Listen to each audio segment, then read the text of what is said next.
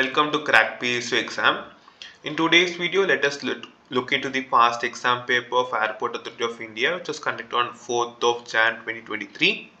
So we already uploaded the part 1 of the video where we already covered the first 25 questions. If you have all not looked into the video, first look into the part 1 and come back and look into the part 2 of the video. So this particular video is useful for both the senior assistant account and junior executive finance candidates, as the syllabus is almost similar for both the candidates. So now let us directly dive into the questions. Let us move to question number 26 because the first 25 questions we already covered in part 1 of the video.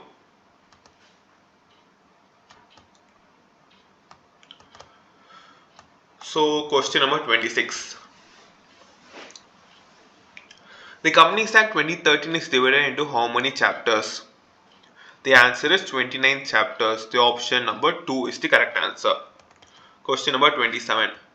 Which of the following section of the Income Tax Act 1961 defines the deduction respect of rent paid? It is 80GG because 80C is on LIC and other deductions, 80D is on medical insurance premium, and 80G is on deduction respect of rent paid. No, 80GG is on donations, and the correct answer is 80GG, that is the deduction on rent paid. Now question number 28. With respect to GST payment, which of the following statement are correct? A registered dealer is required to make GST payment liability exists? Yes. A registered dealer is required to pay tax on RCM basis? Correct. An e-commerce operator is required to collect and pay TCS? Yes. And the dealers are required for deducting TDS. Hence, option 1 is correct. That is, all 1, 2 and 3, 4 statements are correct. Question number 29. With respect to data storage, which of the following statements are correct? RAM is regarded as primary memory, yes, and ROM is also regarded as primary memory. Hence, option 2 is correct because both statement 1 and 2 are correct. Question number 30. Assessment year means the period of 12 months commencing on the first day of dash every year. It is April because the assessment year means the period of 12 months commencing on the first day of April every year. Hence, option 1 is the correct answer. Moving on to question number 31. With respect to TDS, which of the following statement is incorrect? Section 194BB, TDS on winning from horse races. Yes, it is the correct. And section 193 is on TDS on interest on securities. Yes, it is also correctly given. Section 194C is not on insurance commission because 194C is TDS on contractor and subcontractor, and TDS on insurance commission comes under 194D. Hence, option 3 is incorrectly given, which is the right answer in this case. And 194LC is TDS on interest to non-resident. Hence, it is also correct. The incorrect option here is option 3. Question number 32. Accounting standard on valuation of inventories is not applicable which of the following cases? Work in progress arising under construction contract, including directly related to service contract. Work in progress arising in the ordinary course of business for service providers. Financial instrument held as stock in trade. Producers inventories like livestock, agricultural, forest products, mineral oil, ores and gas such inventories are valued NRV. Here, option 3, that is all 1, 2, 3 and 4 are correct because in all the cases the valuation of inventories is not applicable. Moving on to question number 33. With respect to audit report, which of the following statements are correct? Statement 1. An opinion is said to be unqualified when the auditor concludes that the financial statement gives true and fair view in accordance with the financial reporting framework used for the preparation and presentation of financial statement. Yes. Statement 2. The auditor gives a clean or unqualified report when he does not have any significant negative observation in respect of matters contained in the financial statement. True. Hence, both statement 1 and 2 are correct. Hence, the option 3 is the correct answer for the given question. Moving on to question number 34. With respect to self-balancing ledger, which of the following statements are correct? Under self-balancing ledger system, each ledger is prepared a double entry system and the complete trial balance can also be prepared by taking up the balances of ledger account. This is not correct. This option statement 1 is not correct. Let's move to statement 2. Within the ledger itself, prepares of double entry, principles of double entry is completed. Within the ledger itself, principles of double entry is completed.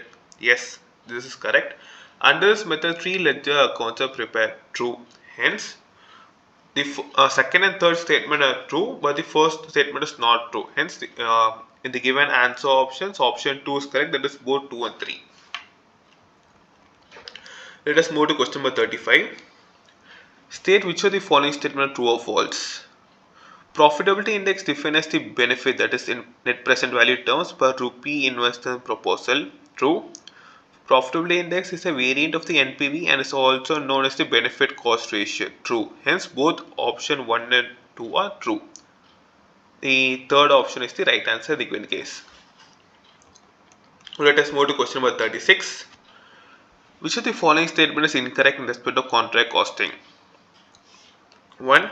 Contract costing is a type of costing used in construction activities such as construction of building, roads, bridges, etc. Yes, correct. The person from whom the contract is taken is known as contractee. Yes. The person who takes a contract for a price is known as contractor. Yes. Fourth option.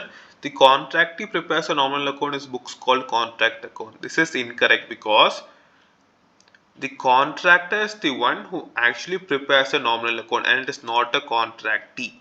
So hence the option 4 is the incorrect option in the given case. Now let us move to question number 37. The internetworking of physical devices, vehicles, smart devices, embedded electronics, software, sensors, any such device often referred to as Internet of Things. Option 1 is the correct answer. That is the internetworking of physical devices, vehicles, smart devices, embedded electronics, software, sensors, any such device often referred to as Internet of Things. Now let us move to question number 38. With respect to the form for filing a return of income for different RC, which of the following statement incorrect? ITR 4 is for presumptive income from business or profession. True. Second option, ITR 1 for individuals having income from salaries, one house property, other sources, but except winning from lottery or income from resource having total income up to 75 lakh. Not true because ITR 1 is for individuals having income from salary, house property and all is true, but it is up to a total income 50 lakhs. Hence, the option 2 is the incorrect option in given case. Rest the third and fourth option also you can ignore it because these are all true. This ITR 2 is for not for carrying a business or profession. Yes, ITR 3 is for business or profession cases. Hence, the option 2 is correct answer because the limit of total income is 50 lakhs for ITR 1. Now question number 39. The angle of dash is an angle formed at the intersection point of the total sales line, total cost line in a formal break-even chart. It is angle of incidence. So this particular question comes under the marginal costing chapter.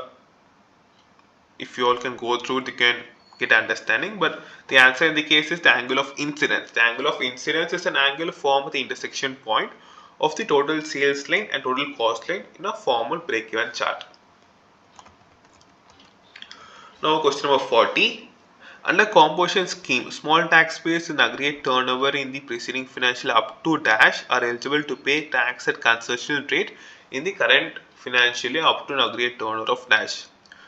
When it comes to composition scheme, the limit is 1.5 crores unless it comes under some specific states, but in general cases the limit is 1.5 crores. Hence in the given case, for the composition scheme, small taxpayers in aggregate turnover the preceding financial up to 1.5 crores are eligible to pay tax at concession rate for a turnover of up to 1.5 crores.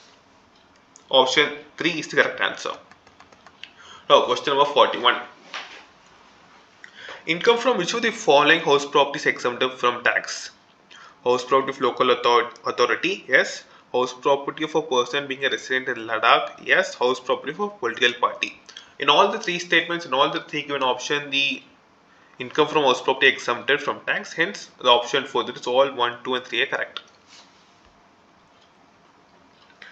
Let us move to question number 42.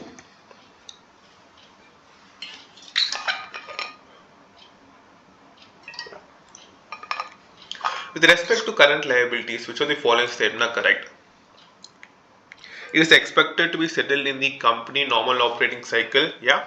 It is held primarily for the purpose of being traded. It is due to be settled within 12 months of the reporting date. All the three statements are correct. Hence, option 3 is correct. That is all 1, 2, and 3. So these are all mostly straightforward questions. And question number 43. In case of government company, first auditor shall be appointed by the Comptroller and Auditor General CAG within dash days from the date of registration. It is 60 days. Generally, in case of a company, the first auditor has to be appointed within 30 days. But in the case of a government company, the first auditor shall be appointed by CAG within 60 days. Hence, option 3 is the correct answer.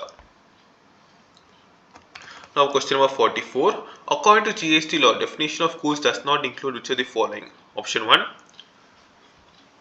Grass and things attached to or forming part of the land which are agreed to be served or under a contract of supply. It is a part of goods. Actionable claim. Money and securities. Growing crops.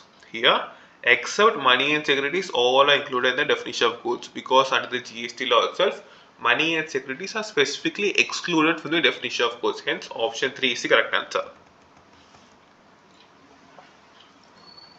Question number 45. Which of the following is incorrect with respect to accounting standards? AS2, valuation of inventories, yes. AS7, construction contract. AS9, property, plant and equipment. This is incorrect because property, plant and equipment is defined under AS10.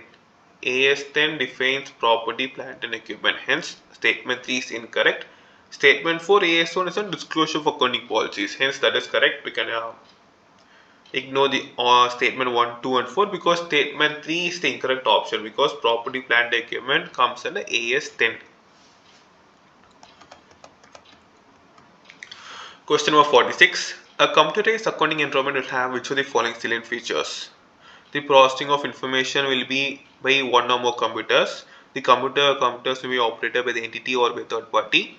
The processing of financial information by the computers done with the help of one or more computer software. Computer software includes any program or routine that performs the desired function or set of functions in the documentation required to describe and maintain the program or routine. All the 4 statements are correct. Hence, option 3, that is all 1, 2, 3 and 4 correct. Because all these are features of the computerized accounting environment. Question number 47. An efficient internal control system should provide which of the followings? For proper division of functional responsibilities, for proper authorization, assignment of duties to perform and record the transactions, for adoption of proper practices for adherence to management policies, for proper review and authorization of all transactions before they are recorded in the books of accounts to safeguard all business assets. Since all the 4 options are with respect to an efficient internal control system, the statement 3, that is all 1, 2, 3 and 4 is the correct option. Question number 48. Which of the following statement is incorrect? Minimum level equal to reorder level plus normal rate of consumption into normal reorder period. The first option itself is incorrect because minimum level equal to reorder level minus average rate of consumption into average reorder period. Hence, the statement 1 itself is incorrect. Rest all statement 2, 3 and 4 are the correct option because the formulas here are correctly given, but statement 1 is incorrect because the correct formula for minimum level is reorder level minus average rate of consumption into average reorder period. Hence, statement 1 it is. Now moving on to question number 49. On July 2017, the Jammu and Kashmir Goods and Service Tax Bill was passed with the state legislation empowering the state to levy state GST on intrastate supplies with effect from 8th of July. The date is 7th July 2017. That is, on 7th of July 2017, the Jammu and Kashmir Goods and Service Tax Bill was passed with state legislation empowering the state to levy state GST on intrastate supplies with effect from 8th of July. Hence, option 3 is the correct answer. Now moving on to question number 50. A question on GST. Input tax rate to be available by a registered person in respect of invoice or debit note, the details of which have not been furnished in Form GST1 or using the invoice furnishing facility shall not exceed dash percentage of the eligible credit available in respect of invoices or debit notes, the details of which have been furnished in Form GST1 or using the invoice furnishing facility. Let us read the question again. Input tax rate to be available by a registered person in respect of invoice or debit note, the details of which have not been furnished in GST1 or using the invoice furnishing facility, shall not exceed 5%. That is option 2 is the correct answer. 5% of the eligible credit available in respect of invoice or debit notes, the details of which have been furnished in GST1. Hence, the option 2, that is 5%, is the correct answer. So in this second part of the video, I like to conclude at this point, because in the first part we have completed 25 questions, and in the second part we have completed the next 25 questions, that is still question 50. And in this specific paper there are total 70 questions in the professional knowledge section alone. Yes, and also questions on QRE and general knowledge also there. In total there are 100 questions. So we already covered 50 questions. So my plan is actually mainly to cover the professional knowledge part of the questions, as it will be very useful for both the senior assistant account and also the junior executive finance candidates specifically. We have completed two parts of the video. The third part covering the next 20 questions on professional knowledge section will also be covered in the upcoming days. And we also have other past papers of Airport Authority of India, the videos of which will be soon uploading in the upcoming days. So do like the video and also share and subscribe to get further updates. And also in the description I've also given the Telegram channel link, which you can also follow for regular updates. So thank you all. Do prepare well and also follow our channel for further updates and guidance on how to crack the exam. Thank you.